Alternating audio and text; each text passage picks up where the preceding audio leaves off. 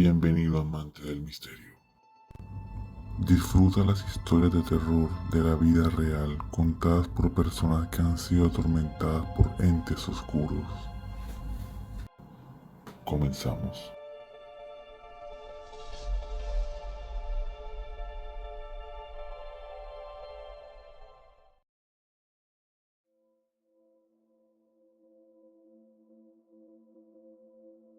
Fer, señorita, buenas noches. Bienvenida. ¿Y cuál es su Hola, historia? ¿cómo estás? Primero, Bueno, buenas noches. ¿cuántos años tiene Tengo una usted? voz. Ay, tengo 22. Yo aclaré antes de esto. Yo dije, tengo una voz de niña Tan pequeña, bella. pero tengo 22. Lo que pasa es que soy muy consentida, ¿sí?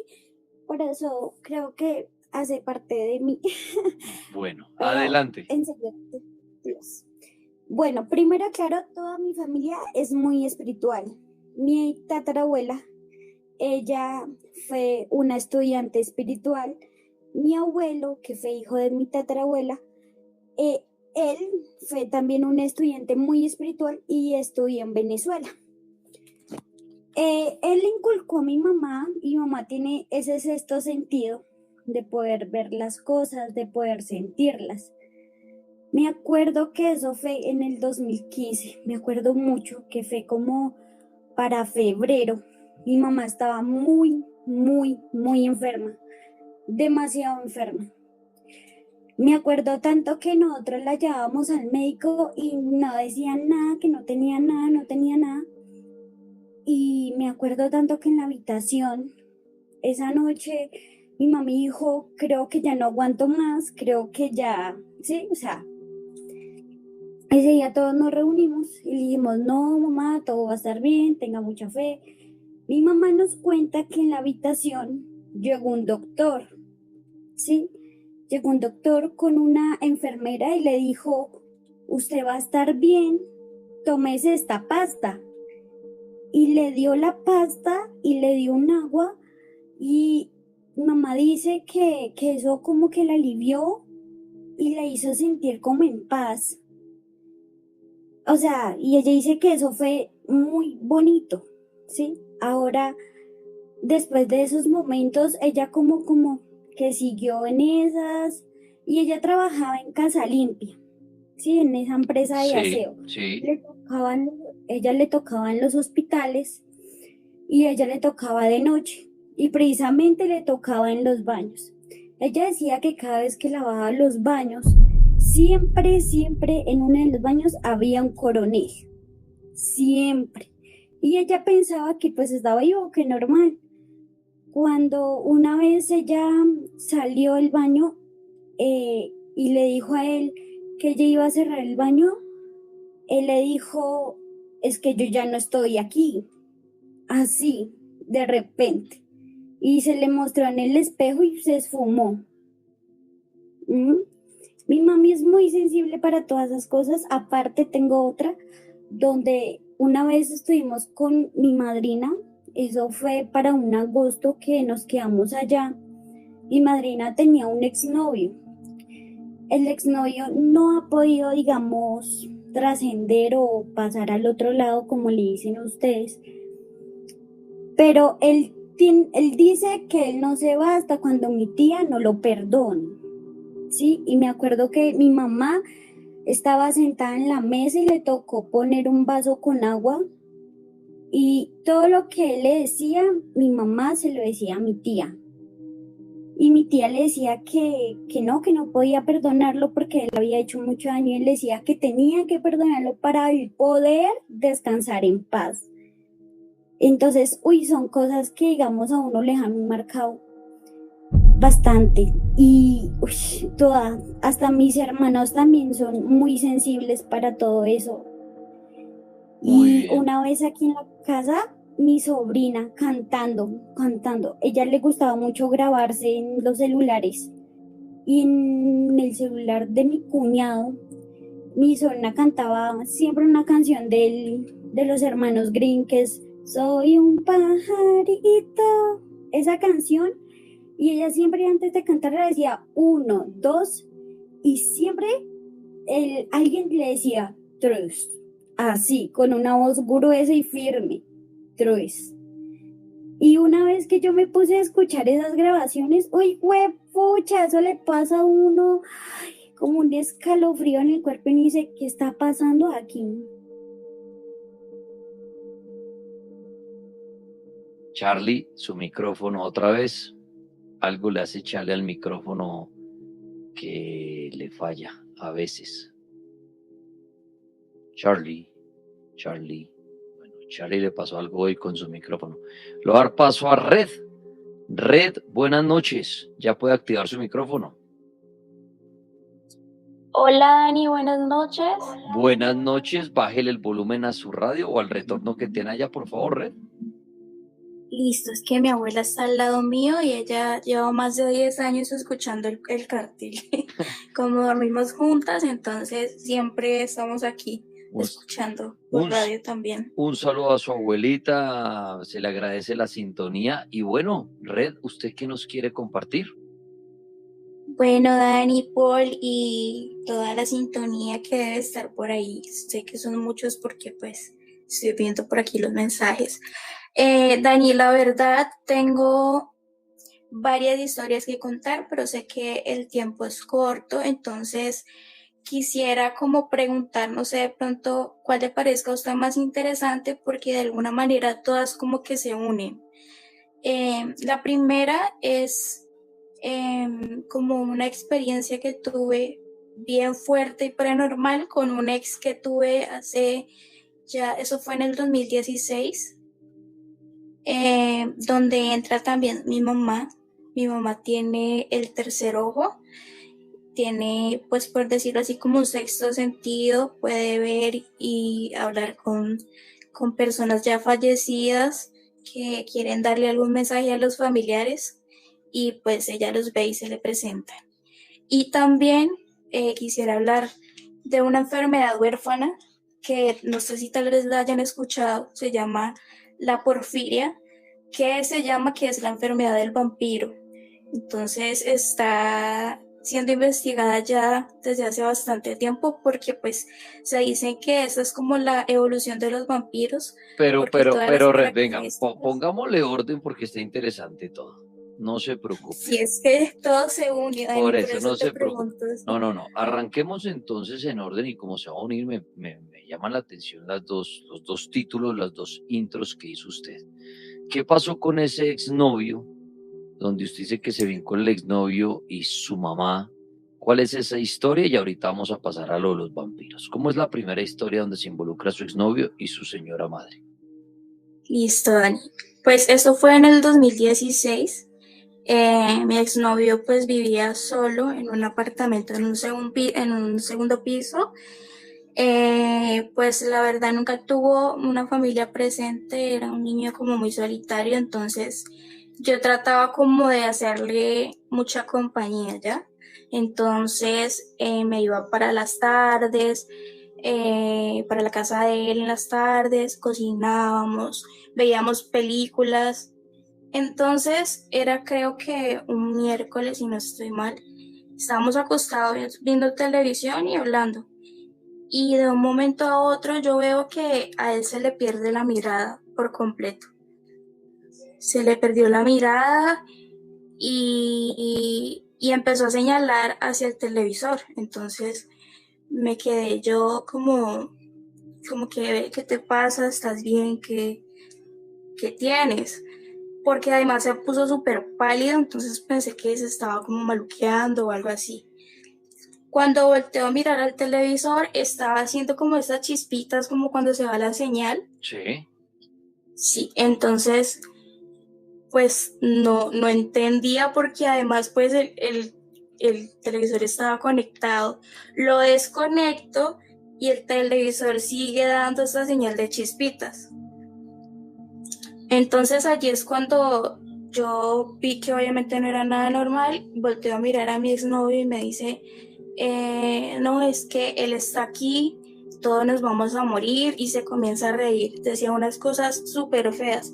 La verdad, Dani, yo nunca he sido como muy miedosa para estas cosas, porque pues tampoco es como que le preste mucha atención o como que fuera como muy creyente, por decirlo así.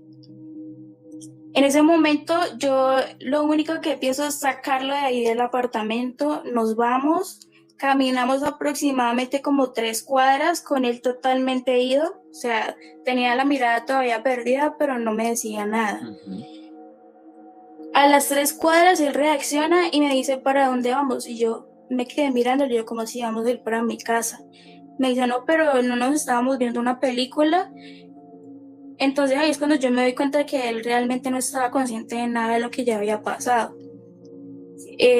Trato de explicarle, sin embargo él como que no me creía, se reía, creía que era como que un chiste.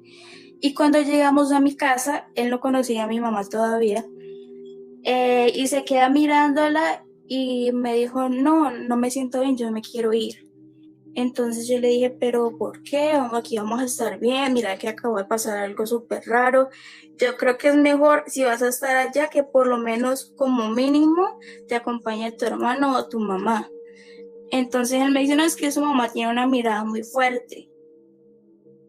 Entonces eso se quedó así, pues él se fue para su casa, yo me quedé aquí en la mía. Bueno, pasó el tiempo y así mismo muchos sucesos en la casa, como que se escuchaban cosas, cuando me quedaba ya en la madrugada la perrita aullaba demasiado y se escuchaba como que se caían las ollas, se prendían las luces. Él tenía un cristico como que al frente de la pieza de él que daba como a la sala, y ese Cristo cuando empezaba él a cambiar así como de personalidad, el Cristo se movía súper raro. Yo eso la verdad nunca pues pensé que fuera cierto porque uno lo ve en las películas de terror, pero supongo yo que para que una entidad pueda mover un Cristo es porque tiene que ser algo supremamente fuerte. Cuando ya todo eso empieza a hacerse como más recurrente, más seguido, él me dice, es que yo no te he contado algo, y es que hace muchísimos años yo jugué la ouija con mi hermano, yo tenía como 7 años más o menos. Entonces, pues obviamente no he sido así creerle, porque pues como te digo, Dani, no he sido como muy, no creía pues que era como el caso de él, sin embargo, porque decía yo que tenía que ver algo más fuerte como para poder creer, y pues que definitivamente era eso.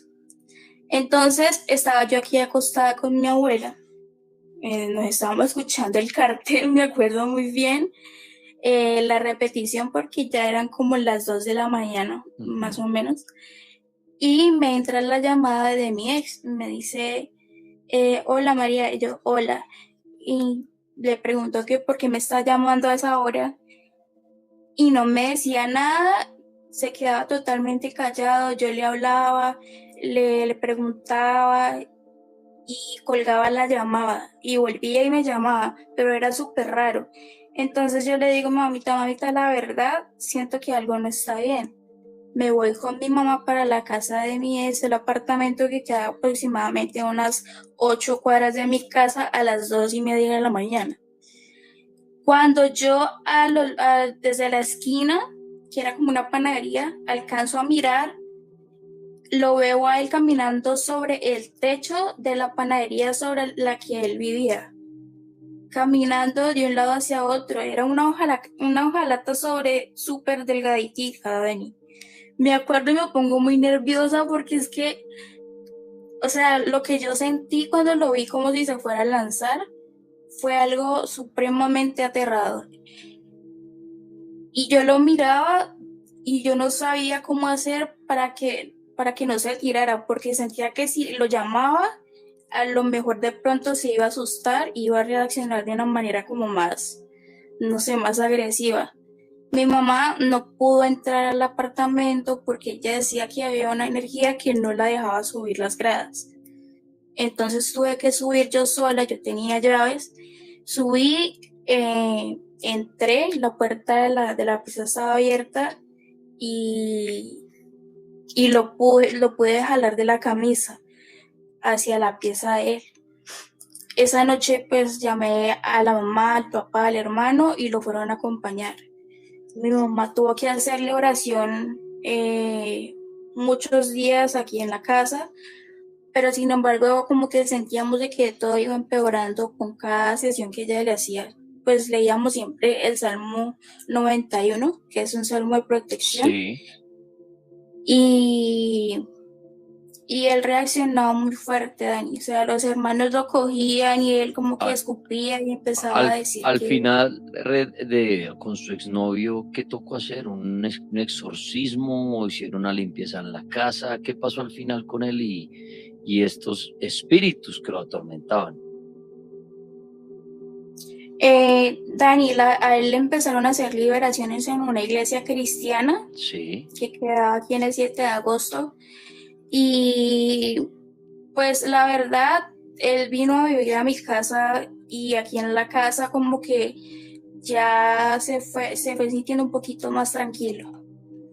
No sé si de pronto tenía algo que ver con el apartamento en el que vivía, si de pronto era una energía pues que ya estaba en el apartamento en sí. O sea que al final, no sé. Al final se mejoró. Sí, él pues ahora ya está bien. Le he preguntado que si ha vuelto a notar algo raro. Él me dice que no, él sigue con su vida súper normal. Después de las liberaciones que le hicieron y de vivir acá en la casa un tiempo, pues todo como que se calma un poquito. Le hago una preguntita que pues de pronto no tiene nada que ver con el tema, entonces no me la tiene que responder. Pero el terminar su relación con él tuvo que ver el tema paranormal y es el tema de los espíritus, que de pronto usted se alejó, le dio miedo a esa situación o algo así, o no tuvo nada que ver.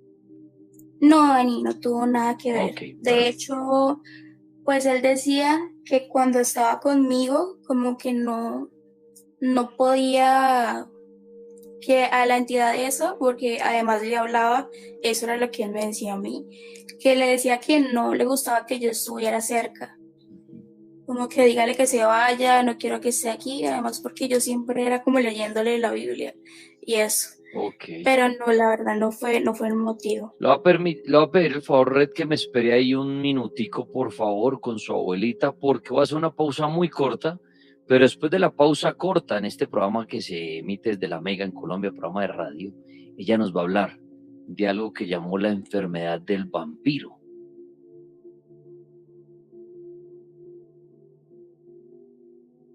Bueno, una hora más de historias, pueden participar, voy alternando, se han dado cuenta, alterno línea telefónica con oyentes de redes sociales. Entonces, para llamar telefónicamente, háganlo al 601-288-4218, 601-287-9731, ¿listo? Pero estábamos mejor, con una mujer que está en la línea y está con su abuelita, que nos oye hace muchos años gracias a la abuela. Y a ella, por supuesto. Ahorita nos contaba la historia de un exnovio, tal vez que vivía en un apartamento con espíritus y que lo atormentaban a él, ¿no? Hasta el caso de como una posesión, porque el hombre muchas veces no recordaba ni lo que pasaba y tuvieron que hacerle liberación y todo eso, que eso es un cuento o experiencias bien fuertes, ¿no? Pero, y ella nos dijo, tengo otra historia, que ella ha titulado como la enfermedad del vampiro o algo así, y pues quiero continuar con ella. Ahora sí que nos cuente, señorita, ¿qué es lo del vampiro? Adelante. Bueno, Dani, pues la enfermedad del vampiro la verdad yo no la conocía hasta el 2022, que es cuando me diagnostican esta enfermedad huérfana. Realmente me puse muy mal después de un viaje que tuve y tuve que ir a la clínica. Me devolvían siempre porque me decían que era... ¿Sí se escucha bien? Sí, perfecto. Bueno, porque me decían que no, que era una gastroenteritis, porque era un dolor muy agudo en el estómago, mucho vómito. Y bueno, entonces siempre me devolvían para la casa. Me daban medicamentos con boyocina y cosas así para calmar el dolor. Pero cada día que pasaba era peor. Yo empecé a tener muchísima fotosensibilidad, dolor de cabeza, migrañas, dolor en las articulaciones. Me puse súper mal hasta el punto de descompensarme y no poderme parar.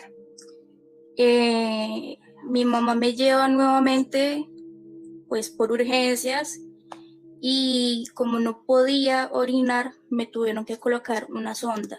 Estuve aproximadamente 15 días esperando un diagnóstico porque todos los exámenes salían bien.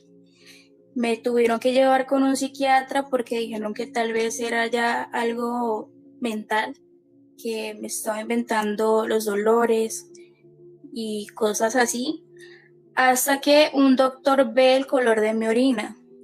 Las personas que sufren de porfiria normalmente orinan de color rojo. En las crisis, la orina puede ser color chocolate o color Coca-Cola, como más negra. Mi color en ese momento era rojizo, estaba en una crisis pues más o menos tolerable. Y entonces el doctor ve este color de orina y empiezan a hablar entre doctores. Me acuerdo muy bien que era un internista, le dice al doctor que de pronto era un caso de la enfermedad del vampiro. Los doctores pues obviamente como que no le hicieron mucho caso y siguieron haciéndome más exámenes como resonancias, examinándome si tal vez era cáncer, porque los dolores eran muy muy fuertes. Ni con morfina ni con hidromorfina, que son medicamentos que tratan a las personas con cáncer, que son dolores ya muy muy crónicos que con nada más se pueden calmar, ni con eso yo podía estar bien. Me acuerdo muy bien que me pasan a una habitación, me hacen un urocultivo que tenían que enviar a Bogotá a hacerle los estudios para mirar si eran esta enfermedad o no. La respuesta se demoraba aproximadamente 15 días en llegar. Esa noche, me cuenta mi mamá, porque yo no me acuerdo, tuve 3 convulsiones seguidas. Tuve un pequeño daño neuronal y cuando me desperté ya habían pasado 3 días y yo estaba en la UCI. Entonces allí es donde empieza todo, Dani.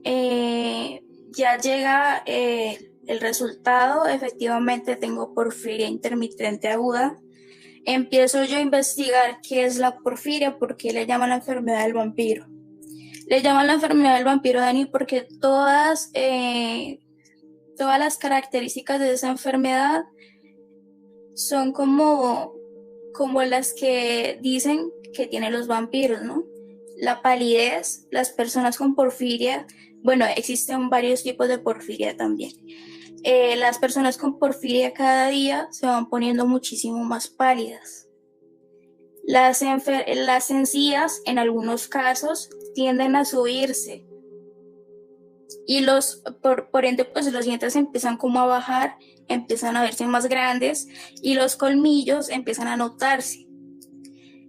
Empiezan a tener muchísima fotosensibilidad, por lo que no pueden estar en lugares con mucha luz, porque también es como las migrañas que yo sentía, todo eso. No podemos salir al sol, porque en mi caso, si salgo al sol, me empiezan a salir muchas ampollitas, como quemaduras en la piel. No puedo comer ajo porque el ajo me causa muchísimos dolores de estómago y allí es donde empiezan las crisis. Y como para no hacer más largo el cuento, la porfiria eritropoyética es la porfiria de piel, que por decirlo así es la persona que tiene una piel muy delgada y su daño puede llegar a ser muchísimo más fuerte si se expone a la luz del sol, incluso a la luz de un bombillo. Por eso tiene que estar totalmente a oscuras. Nos volvemos muy nocturnos, por llamarlo así, por decirlo así. Yo no puedo dormir en la noche, tengo que dormir de día. Y iba a decir algo más, que era lo que iba a decir sobre esta enfermedad. Sí, es eso, Dani. es eso sobre la porfiria. Yo no la conocía, no sé si de pronto algunas le personas de aquí. afecta, perdón, le afecta también el oído, que se vuelva más sensible al oído de pronto. Sí, Dani, no podemos escuchar ruidos muy fuertes porque en mi caso me dejan como surumbática, como cuando tú, eso se llama, ¿cómo se llama, abuela, cuando uno está en un lugar muy alto? No sé, mami. Bueno, sí, como que te desestabiliza. Ok. Te desestabiliza mucho y te vuelves muy irritable a todo, absolutamente a todo. Mire que lo que usted me cuenta, y de verdad, Eso, vértigo. es muy fuerte, bien interesante. Ojalá los que se burlan de esto no les suceda jamás. Y me hace recordar la entrevista que yo le hice a un supuesto vampiro con las cosas que él contaba de cómo los vampiros sufren, y es por eso. Precisamente al vampiro no es que el sol lo mate, sino que el sol le afecta de manera que prefieren no verlo, o sea, quedan ciegos por la luz porque los sentidos los empiezan a desarrollar al máximo, tanto que todo les afecta. Entonces imagínese usted desarrollar más el oído, el olfato, la vista, volverse más sensible a todo. ¿Qué es lo que le va a traer eso? Le va a perjudicar absolutamente todo, como ella cuenta.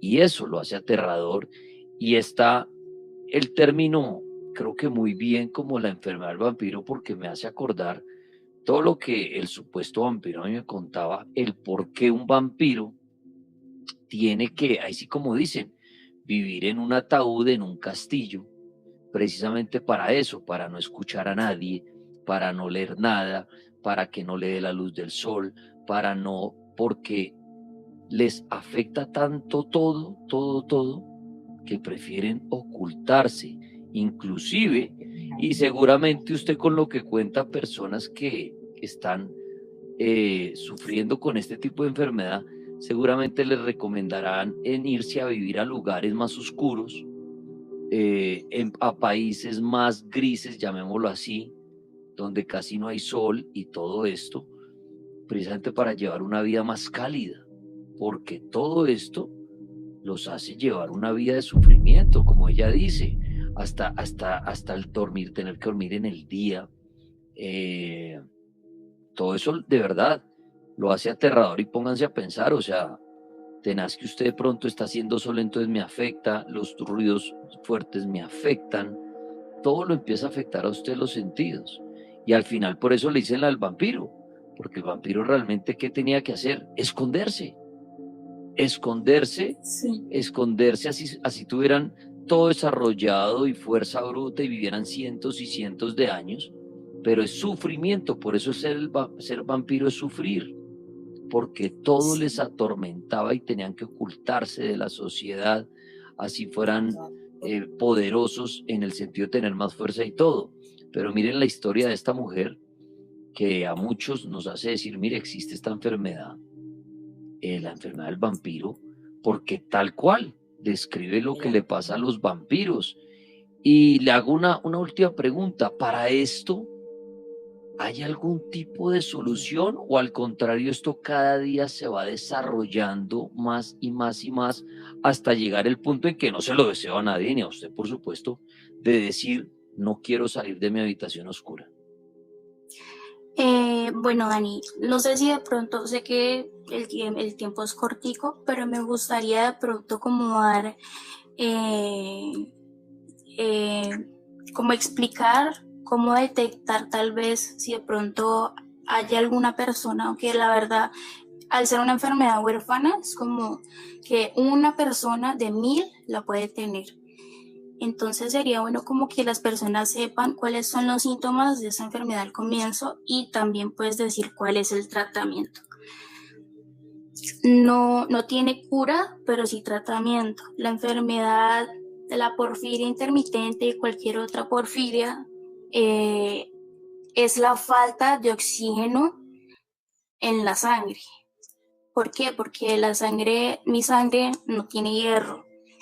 Entonces, la falta de este oxígeno hace que no llegue el suficiente oxígeno al cerebro y por esto se empiezan a desarrollar todos estos síntomas y te desestabiliza totalmente todo, también mentalmente, obviamente. Yo, desde que me diagnosticaron eso, cambió mi vida 100% y pues ha sido bastante difícil.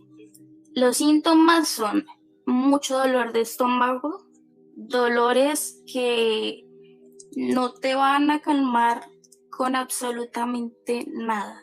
Son dolores como un calambre multiplicado por 1000. Es un dolor que te traspasa hasta la espalda y te sube al pecho.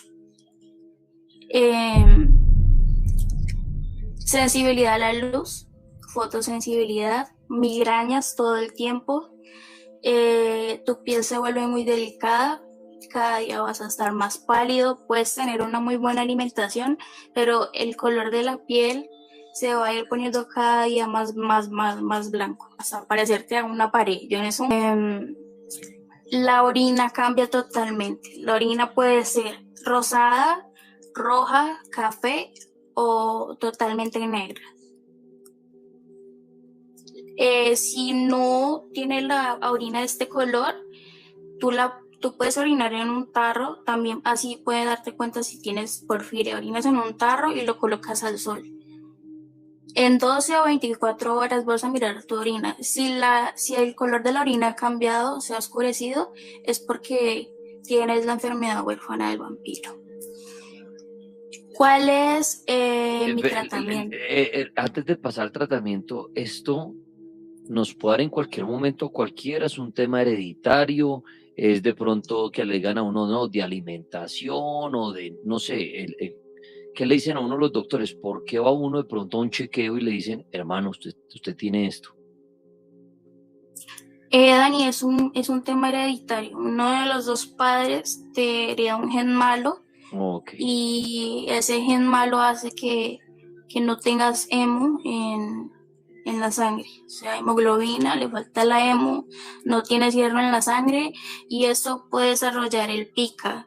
El pica es el deseo o el impulso por comer algo que no es comestible, como por ejemplo empiezas a ver atractiva la tierra, quieres comer tierra, quieres comer, no sé, un pedazo de pared, quieres tomar sangre porque pues falta hierro, entonces tu propia sangre te cortas y te da por chupártela, entonces eso se trata del pica, de eso se trata el pica y en mi caso pues el tratamiento es la hematina, que es un tarro de un líquido verde que es hierro pero es mensual. Se dice que pues es suficiente con que te lo apliquen una vez en la vida para que te estabilice totalmente la enfermedad y tal vez tus crisis no vuelvan de por vida, no vas a necesitar volverlo a aplicar porque además es muy costoso. Entonces, pues en mi caso yo tengo crisis todos los meses. Mis crisis se relacionaban muchísimo con la menstruación, entonces me tuvieron que quitar la menstruación, no menstruo, pero sin embargo siguen presentes todos los meses. La puedo estabilizar también comiendo mucho carbohidrato, como pasta, pan, dulce todo el tiempo, frutas. Y sí, mensualmente vas para que te apliquen la hematina, el hierro. Puede ser una aplicación, pueden ser 3.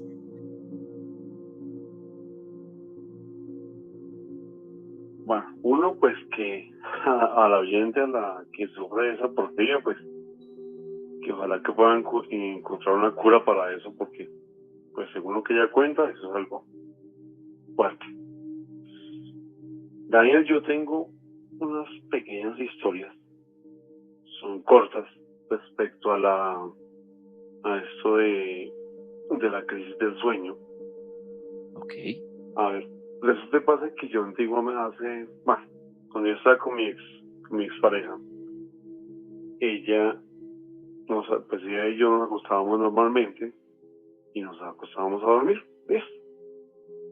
Ella me cuenta que ella se quedaba dormida y pues yo estaba al lado de ella y ella me contaba que ella escuchaba y miraba absolutamente todo lo que estaba en la habitación. Sentía que yo estaba al pie de ella y ella hablaba, escuchaba y gritaba inclusive, porque ella me comentaba eso, pero no la podía escuchar. Y la única manera para que ella se pudiera despertar es que yo simplemente la tocara de cualquier forma. Y ella me comentaba que cuando le pasaba eso, pues que ella se intentaba mover las manos, mover los pies, la cabeza, hablar, pero ella no podía moverse de ninguna forma.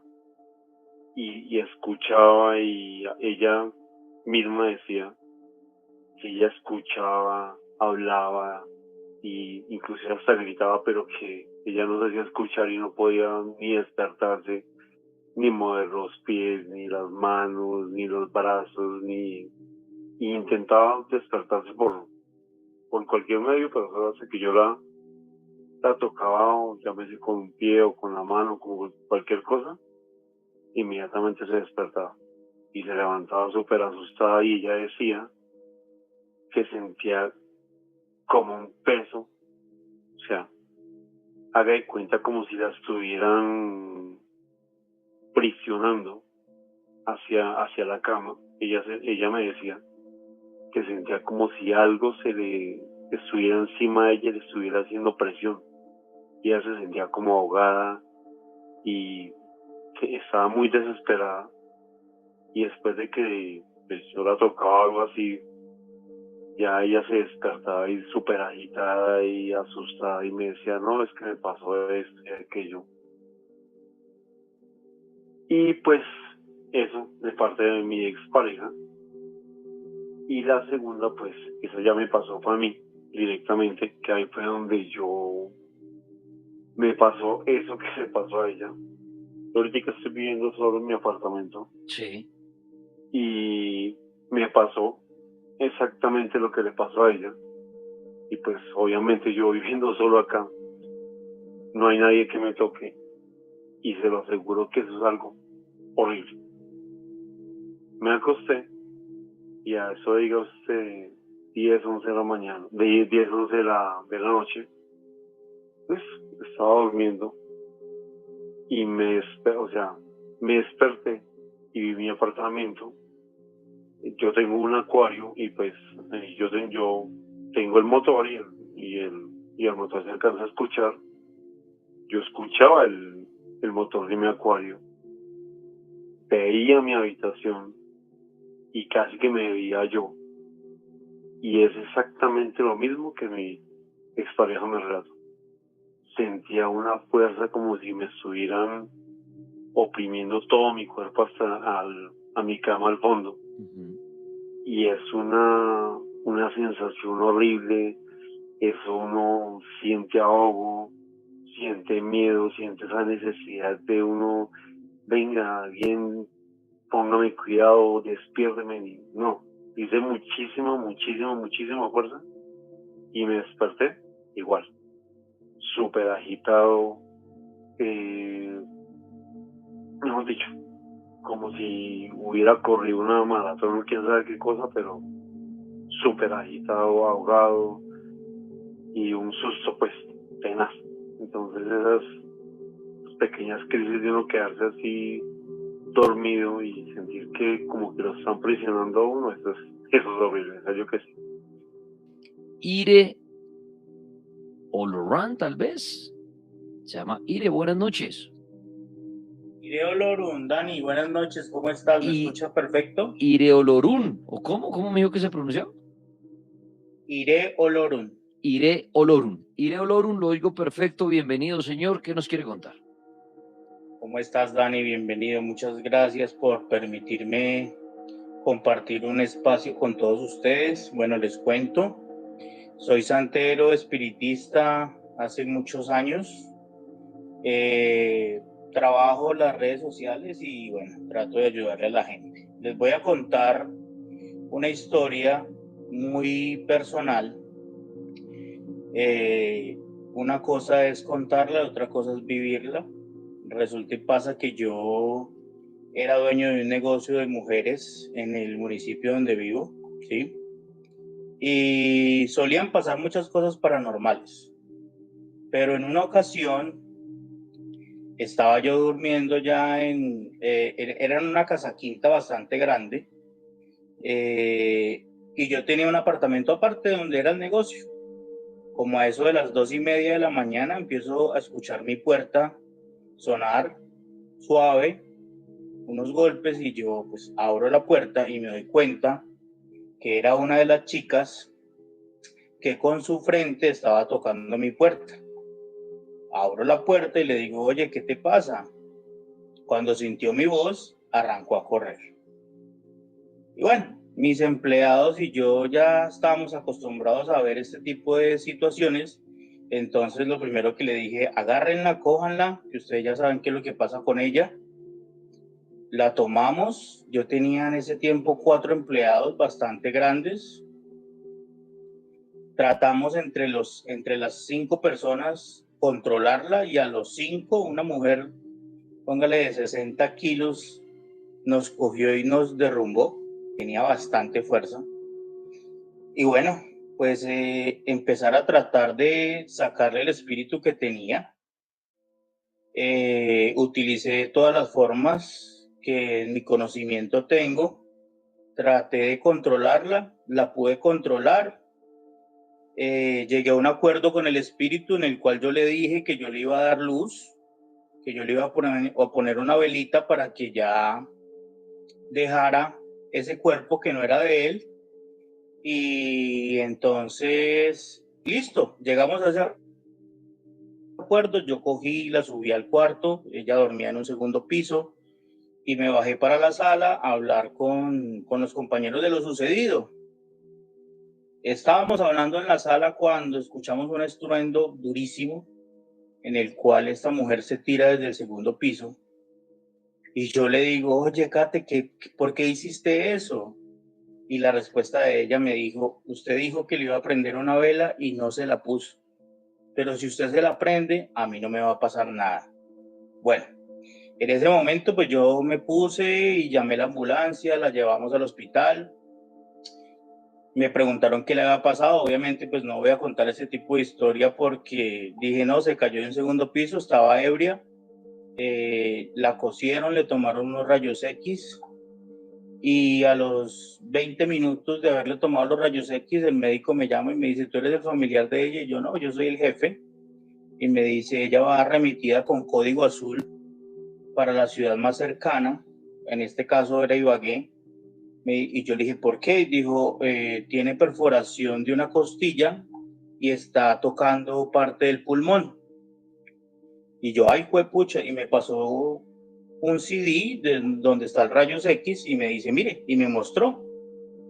Salió remitida, yo llegué, la despacharon en la ambulancia, yo me fui para el negocio y me acordé, yo dije, voy a prenderle la velita a este espíritu, le prendí la vela, prendí mi carro y me fui para Ibagué. Llegué a las 2 horas a Ibagué. Me remito donde ella se encuentra, me pregunta el médico que por qué estaba trasladada. Yo le dije, viene con código azul por perforación de pulmón. Y me dice el médico, me dice, no, nosotros ya le tomamos rayos X y ella no tiene nada. Y yo le dije, ¿cómo así, doctor?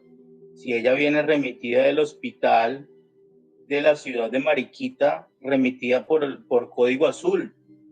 Y yo llevaba el CD en la mano y me dijo, revisémoslo. Y dijo, sí, perfectamente, aquí sí se ve. Pero mire la placa rayos X que yo le muestro y aquí no sale nada. Y yo, bueno, quedé un poco sorprendido, y de verdad que las espiritualidades existen, Dani, muchísimo, y a mí me ha tocado lidiar con muchísimas espiritualidades. Esta es una historia muy particular de la cual quedé muy sorprendido. porque a pesar de yo haber vivido tantas cosas, nunca me había topado con algo como esto y eso quedó registrado e impactado para toda mi vida, de verdad. Dani, buenas noches. No, pues la verdad muy contento de transmitir acá. La verdad es como, no es una maravilla porque yo los escucho a ustedes desde que estoy muy pequeño y toda la vida me ha gustado el tema paranormal, la verdad. Admiro mucho el programa, los admiro mucho a ustedes. La verdad son mi compañía a diario porque yo viajo con el circo y pues vivo solo porque yo soy primera generación de circo. O sea, yo soy la oveja negra de la familia, yo soy la primera persona que hace circo en mi familia. Entonces, pues yo viajo solo y la verdad una de mis compañías es el Cartel de la Mega, que todos los días lo pongo. Y su familia se vuelve, así son las personas de los circos, ¿no? La familia realmente se vuelve el circo porque van para todas partes, para arriba y para abajo juntos.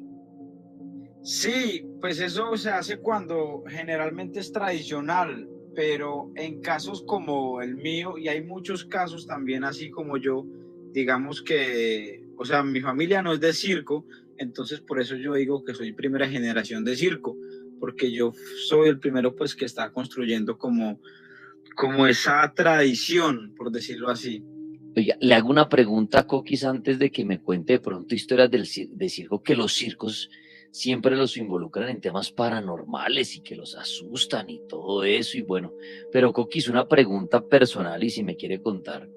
Y sí, también el lado ahí como, no sé si pueda esto ser paranormal, pero hay gente que dice que la gente que vive y trabaja bajo un uniforme y bajo otro personaje, a veces tienden, y no lo tome a mal, que dicen son como locos porque se ponen una peluca y se maquillan y son otros. Son otros y le cuento un caso real, por ejemplo, no, bueno, no voy a dar el nombre, pero yo conocí acá en la Mega un actor que el hombre totalmente serio, como persona, serio, serio, serio, pero le ponían su peluqueado que usaba en su novela y era otro. Era otro. Le cuento un caso, bueno, un caso que sí lo puedo nombrar, el caso de Suso.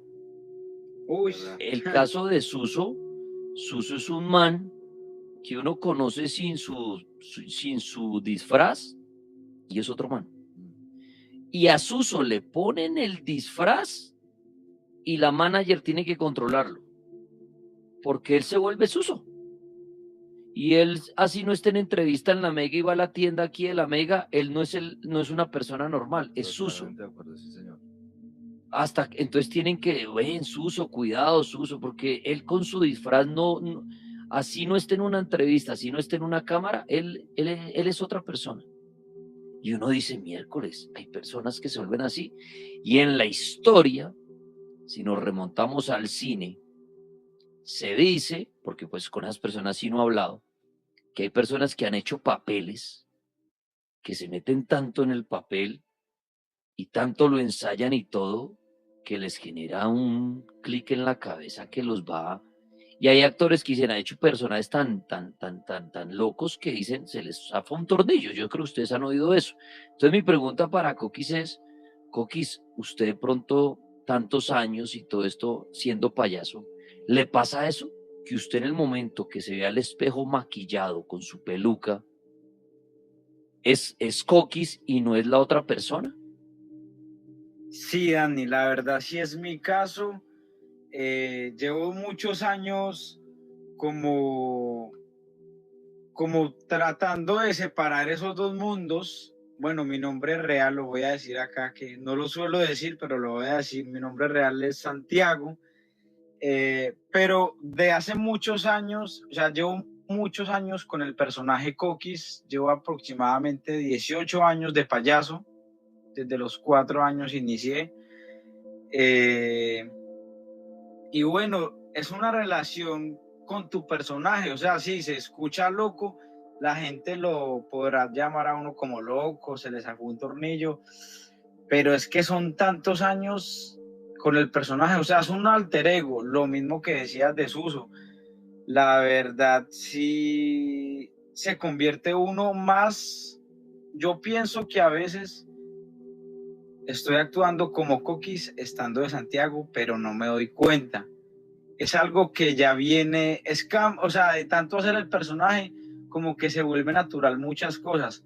Mira, te cuento algo. Yo cuando terminé el colegio, obviamente yo terminé el colegio, ¿no? Me escapaba a trabajar a los circos a escondidas de mi mamá, pero terminé el colegio. Cuando terminé el colegio, entré a la Universidad del Quindío, yo soy de la ciudad de Armenia, Quindío, entré a estudiar teatro. Yo entré a estudiar teatro y bueno, pues fueron 4 semestres que estudié. Inicialmente me tocaban hacer personajes que nunca había hecho en mi vida, entonces me costaban mucho. Y el profesor me decía, lo que pasa es que tú vienes aquí como Coquis, entonces a Coquis lo tienes que dejar en la casa porque tienes muchos movimientos del personaje. Entonces, eso pasa. La verdad, sí, uno se... De hecho, a mí en el colegio, todo el mundo en el colegio me decía Coquis, donde cuando vivía en Colombia, en el lugar donde vivía todo el mundo, o sea, a mí todo el mundo me dice Coquis. Entonces eso más como que Coquis, Coquis, Coquis, y a veces yo dejo muy al lado a Santiago. Entonces sí. Sí, quería preguntarle eso porque sí ha pasado mucho y en películas de terror pasa muchísimo. Alguien que decían que cuando estaba disfrazado, pues, de Jack Sparrow, se me fue el nombre del actor, Johnny Depp. a Johnny Depp, decían, es increíble la transformación que tiene, así no estén grabando. O sea, es otro, y son tan buenos actores que por eso hacen eso. O sea, que no les tiene que decir actúen o por favor estás haciendo mal el gesto o no. No, solamente se miran al espejo y ya adquieren toda una personalidad. Y yo creo que por eso hasta las escenas salen solas. Claro, y aparte son actores que ellos mismos han creado sus personajes. Al crearlos, pues saben cómo darles manejo. Los que han hecho de Guasón, los que han hecho son personajes que uno dice miércoles, muy duro. Pero bueno, Coquis, antes de una historia de circo de terror, agradecerle por brindarle alegría al país, a los diferentes territorios que usted va. Un abrazo a los payasos. Yo sé que en los Casinfieles decimos se lo payaseó, es un término que usamos, cuando dice, oiga, se lo payasearon, es un payaso. Pero de verdad mucho cariño para los payasos, que no es fácil, y para toda la gente que trabaja alegrando a la gente, que no es fácil, tanto el recreacionista, el que se disfraza de Winnie Pooh, el mago, el payaso. De verdad, gracias por ese granito de arena que le ponen para sacarle una sonrisa a uno. O bueno, así sea miedo a algunos payasos, pero es fenomenal el trabajo de ustedes. Me encantan los circos y me encanta de verdad no sé, ¿cómo se dice eso? Esas cualidades, virtudes que ustedes tienen. De verdad, felicitaciones, Coquis, porque eso no es para cualquiera. Qué berraco, hermano. Pero ahora sí entremos al tema miedoso. Tantos años de circo y todo, ¿le han pasado cosas detrás del telón o en el mismo escenario que usted diga, están asustando y me toca seguir riéndome y haciendo el show, pero aquí asustan? Muchas gracias, Dani, muchas gracias por la invitación y por escucharme. La verdad, pues como dije ahora, es una compañía para mí en estos momentos porque yo estoy solo. Yo pues, vivo en una casa rodante y viajo por todos los Estados Unidos y bueno, pues esta es mi compañía, la Mega, a diario.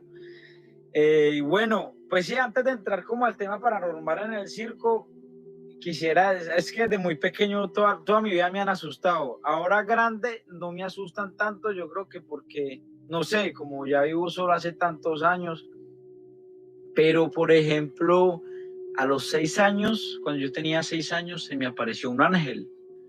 Yo vi un ángel. Resulta que yo vivía en Tebaida, Quindío, con mi madre, y digamos que en ese tiempo, bueno, estaban pasando como unas oraciones en las casas ahí como del barrio, que oraciones como para que los ángeles entraran a la casa de uno, todo eso, ¿no? Y yo me acuerdo que en una mesa había como, o sea, era muy extraño, pero igual es lo que recuerdo. En una mesa había como agua, había como arroz, había como una oración, había una vela, que era para que los ángeles entraran a la casa. algo así. Y yo me acuerdo que me dirigí hacia mi cuarto y en el momento en que yo voy caminando para mi cuarto, se cruza el ángel delante de mis ojos y lo que yo sentí fue algo, obviamente me asusté porque estaba muy niño y fui corriendo a donde mi mamá a decirle que se me había aparecido un ángel. Pues yo supongo que era un ángel, ¿no? Por lo que se estaba haciendo como la oración para que los ángeles entraran en la casa. Tenía como el pelo negro, le vi yo el pelo negro, así como si fuera, tenía como el peinado así como un capul. Ok. Así como un honguito, tenía el peinado así como un honguito. Uh-huh. Y bueno, resulta que en esa casa muchas veces me asustaban. Yo permanecía solo y muchas veces yo me quedaba, digamos que solo en la tarde y siempre me hacían como que me chisteaban, como que me hacían shh, shh, y yo escuchaba que ese ruido venía de los closets y yo abría el closet y no había nada y yo le decía a mi mamá y mi mamá no me creía. Mi mamá me decía, no, esos son grillos. Y yo, no, pero un grillo en el día uno no le va a hacer bulla. Y una vez estábamos en el cuarto de ella de noche y nos hicieron así. Y ahí me creyó. Resulta, pues mi familia toda la vida ha sido muy católica, obviamente, pues yo también, aunque no asisto mucho a la iglesia, pero bueno, como en esa casa me asustaban tanto, llegó un momento donde yo quise empezar a protegerme, ¿no? Con escapularios y camándulas, porque había la persona que me cuidaba en ese momento, cuando yo estaba muy pequeño, me contaba historias de terror que le asustaban a ella. Resulta que una vez en esa casa había un patio, ¿no? Un patio de techo abierto y era de noche y nosotros estábamos en la mesa comiendo y la puerta del patio estaba abierta y afuera pues estaba una ropa colgada y estaba la luz prendida. Cuando volteamos a ver pasó una sombra gigante y movió toda la ropa, o sea, como si una sombra gigante apareció de la nada y sacudió toda la ropa. La verdad fue algo, mejor dicho, aterrador para mí. En esa casa me asustaron bastante, pero de ahí en adelante pues seguí como protegiéndome, ¿no? Porque igual en esa casa una vez también me tocaban los pies, las orejas. Y Coquis, y ya en un circo como tal, en su experiencia en los circos, ¿los han asustado en un circo, en una función, en los camerinos? Sí, bueno, Dani, como tal en la función, como hay tanto ruido, a veces uno no se da cuenta, más bien lo asusta a veces a algunas personas del público que se meten, que están locas, lo asustan a uno, pero ya en el tema paranormal, sí, sobre todo mira que en Colombia se cree, sobre todo está como la tradición de que en los lotes donde se arman los circos, pues obviamente son lotes que son como así parecidos a las fincas. Entonces se presta como para muchas cosas, ¿no? Se habla mucho de los duendes, las brujas. Resulta que en los lotes, generalmente en los lotes donde se arman los circos pequeños en Colombia, porque en Colombia están los circos grandes y los circos pequeños. Los circos pequeños son los que recorren, la mayoría recorren pueblos. Y hay muchos, hay más de 100 circos en Colombia en este momento. Y resulta pues que las brujas van a asustar a los circos en las noches. Resulta, te voy a contar la historia, ¿no? Y ahí te da pues. Resulta que una vez me fui a visitar el circo de un amigo, se llama Chilenito, tiene un circo allá en Colombia. Recorre pues con su circo por todo el país, todo pues hace solo pueblos. Resulta que él estaba en ese momento en Quimbaya. Yo fui pues a visitarlo, a saludar y me quedé a dormir allá. Generalmente en los circos pequeños pues no tienen las mismas comodidades que en un circo grande con casas rodantes. Mucha gente duerme, voy a contarlos, pero pues nadie lo tome a mal si hay alguien de aquí de circo, pero pues es lo que se vive en el circo en Colombia. Mucha gente pues en el circo duerme detrás del coreto, que es el telón. Mucha gente duerme en carpas de camping, otras personas duermen debajo de la pista. Y bueno, a mí esa noche me tocó dormir en la pista, que vulgarmente se conoce en el circo como tirar pista. O sea, esa noche a mí me tocó tirar pista. Como no llevé nada, pues, o sea, me quedé a dormir en la pista del circo. Alguien me prestó una cobija y de almohada puse un maletín que llevé. Entonces, como en el circo se sabe que en las noches, sobre todo cuando el circo tiene trapecio, se acostumbra a que las brujas van a molestar en las noches a balancearse en el trapecio del circo. Entonces, cuando alguien se va a quedar a dormir en un circo y cuando al que le toque dormir en la pista, lo empiezan a molestar. Entonces, lo primero que yo les dije allá a los del circo, yo les dije, yo me voy a quedar a dormir en la pista, pero necesito, por favor, que me envuelvan el trapecio porque no quiero que la bruja venga a molestarme, porque o sea, eso es como una tradición, pues, ¿no? En el circo, que si hay trapecio, va ahí algo te molesta y se balancea ahí en el trapecio. Entonces yo dije, por favor, amárrenme en el trapecio que no quiero que la bruja venga a molestarme. Entonces, bueno, resulta que me acosté, no me pude dormir pensando en eso. Obviamente el trapecio ya estaba envuelto, pero fue pasando el tiempo y empezaron a molestar. Ya todo el mundo estaba dormido, obviamente. Entonces, como el trapecio estaba colgado, ni modo, estaba pues amarrado. Entonces empezaron a pegarle al techo de la carpa. A pegarle fuerte al techo de la carpa, fuerte, o sea, como que se subieron encima y empezaron a hacerle, pero pues obviamente no era nadie del circo, ya todos estaban acostados, y de un momento a otro, bueno, pues no pude dormir, salí a mirar, no había nada, del susto no me dejó dormir, y al rato me regresé para la pista. Y ahí empezaron a golpear las gradas, las tablas, que es donde se sienta la gente. Empezaron a hacer ruido como si las patearan y se sentaran encima de ellas. Y la verdad que es que esa noche pasé o sea, despierto, me fui como hasta las 5 de la mañana, no aguanté más. Y me tocó ir a dormirme a un hotel, porque no aguanté más que me asustaran. Pues Coquis de Colombia, hermano, gracias por participar, gracias por su historia, hermano, y que siga haciendo reír a la gente en este mundo que tanto lo necesita.